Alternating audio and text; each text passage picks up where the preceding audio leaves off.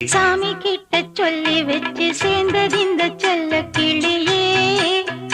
இந்த பூமியுள்ள காலம் மட்டும் வாழும் இந்த அன்பு கதையே. முத்துமணியே பட்டு துணியே, ரத்தினமும் முத்தினமும் சேர்ந்து வந்த சித்திரமே. சாமி கிட்ட சொல்லி வச்சு சேர்ந்தது இந்த செல்ல கிளியே. இந்த பூமியுள்ள காலம் மட்டும் வாழும் இந்த அன்பு கதையே.